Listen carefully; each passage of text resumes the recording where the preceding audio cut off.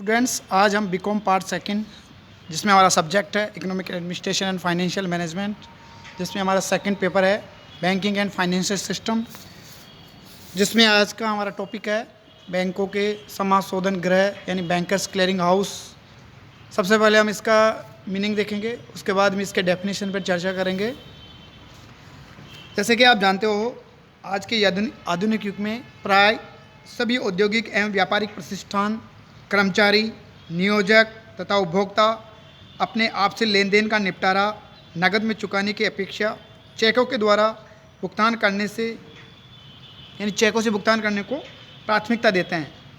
परिणाम स्वरूप प्रत्येक देश में पारस्परिक लेन देन के भुगतान हेतु करोड़ों चेक विभिन्न व्यक्तियों, औद्योगिक एवं व्यापारिक प्रतिष्ठानों तथा सरकारी कार्यालय द्वारा बैंकों पर लिखे जाते हैं।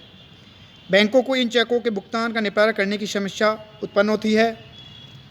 जो संस्थाएं अथवा संगठन इन विभिन्न बैंकों के ऊपर लिखे गए चेकों के भुगतान का पारस्परिक निपटारा करने का कार्य करते हैं, उन्हें बैंकर्स समाशोधन गृह या बैंकर्स क्लियरिंग हाउस के नाम से जानते हैं।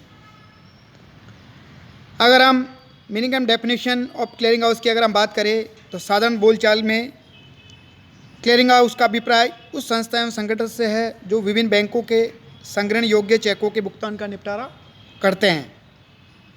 अगर हम प्रोफेसर टार्जिंग के अनुसार बात करें तो क्लियरिंग हाउस किसी स्थान के बैंकों का ऐसा सामान्य संगठन है जिसका प्रमुख उद्देश्य है चेकों का निर्माण, चेकों का निर्मित पारस्परिक दायित्व का निपटारा अथवा भुगतान करना होता है।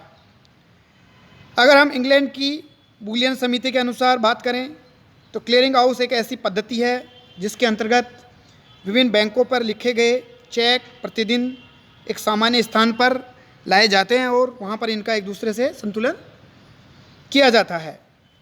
इस प्रकार हम ये कह सकते हैं कि क्लियरिंग हाउस किसी स्थान विशेष के बैंकों का एक ऐसा संगठन है जहाँ विभिन्न बैंकों के कर्मचारी उनके अपने अपने ग्राहकों से प्राप्त संग्रहण योग्य चेकों का परस्पर विनिमय कर उनके पारस्परिक भुगतान दायित्व को निपटाते हैं।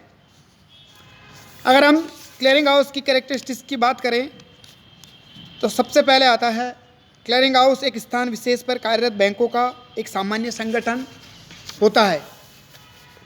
दूसरी मुख्य विशेषता इसकी निकल के आती है, यह संगठनात्मक यानी ऑर्गेनाइजेशन एक सामान्य स्थान पर पूर्व निर्धारित नियमों के अंतर्गत कार्य करता है। तीसरी, यह संगठन सदस्य बैंकों के संग्रहण योग्य चेकों के निर्मित पारस्परिक दायित्वों का भुगतान और निपटारा करते हैं। अब हम बात करते हैं ऑब्जेक्ट्स ऑफ क्लियरिंग हाउस यानी समाशोधन गृह के जो उद्देश्य हैं उनके बारे में। क्लियरिंग हाउस के मेन उद्देश्य उसमें पहला है भुगतान संग्रहण की व्यवस्था करना, यानी पेमेंट्स का जो कलेक्शन है उसकी जो व्यवस्था है उसके बारे में, यानी सदस्य बैंकों द्वारा ग्राहकों से जितने भी प्राप्त संग्रहण योग्य चेकों और बिलों और प्रलेखों के भुगतान संग्रहण की व्यवस्था करता है। दूसरा है संग्रहण का नियमन करना, यानी क्लियरिंग हाउस का दूसरा उद्देश्य कलेक्शन कार्य का नियमन करना है।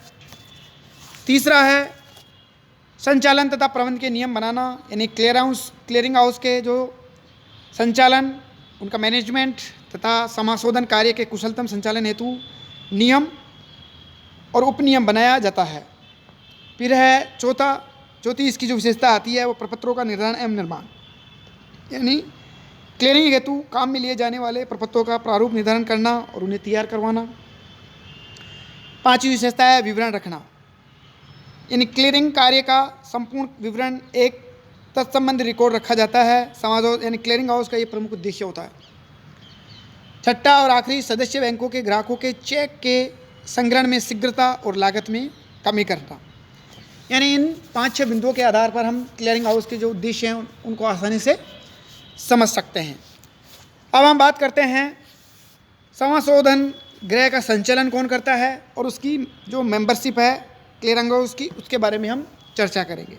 सबसे पहले अगर हम इसके संचालन की बात करें तो देश के विभिन्न स्थानों पर क्लियरिंग हाउस का संचालन प्राय देश का जो सेंट्रल बैंक होता है उसकी स्थानीय निकाय अथवा सेंट्रल बैंक का जो प्रतिनिधि व्यापारिक बैंक होता है उसे बना दिया जाता है। जहाँ जहाँ केंद्रीय बैंक की शाखाएँ हैं वहाँ क्लियरिंग का कार्य इन शाखाओं द्वारा किया जाता है, और जहाँ केंद्रीय बैंक की शाखा नहीं है वहाँ जो क्लियरिंग का कार्य है वो केंद्रीय बैंक द्वारा कोई भी अधिकृत कॉमर्शियल बैंक पर उसका एक प्रतिनिधि नियुक्त किया जाता है। जो बैंक क्लियरिंग हाउस का संचालन करता है उसे संचालक बैंक कहा जाता है। ये संचालन बैंक समाशोधन का कार्य पूर्व निर्धारित नियमों और उपनियमों के आधार पर संचालित करते हैं। जैसा कि आपको विदित है, समाशोधन का कार्य स्थान पर समाशोधन यानी क्लियरिंग हाउस के लिए विभिन्न बैंक कम से कम 5 शाखाएं होना जरूरी है। अब हम इसके मेंबरशिप की बात करते हैं तो क्लियरिंग हाउस की सुविधा केवल उन्हीं बैंकों को मिलती है जो क्लियरिंग हाउस के लिए सदस्य होते हैं।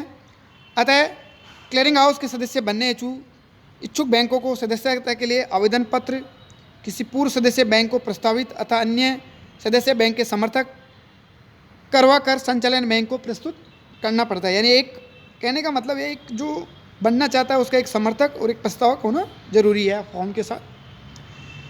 अगर हम क्लियरिंग हाउस की सदस्यता केवल अनुसूचित बैंकों तथा राज्य सहकारी बैंकों को दी जाती है। डाकघर, बचत बैंक समाशोधन गृह की उप सदस्य ग्रहण कर सकते हैं। आज के टॉपिक में हम इतनी चर्चा करेंगे। कल एक नया टॉपिक लेके आपके सामने प्रस्तुत होंगे। आज के लिए इतना ही। थैंक यू, धन्यवाद।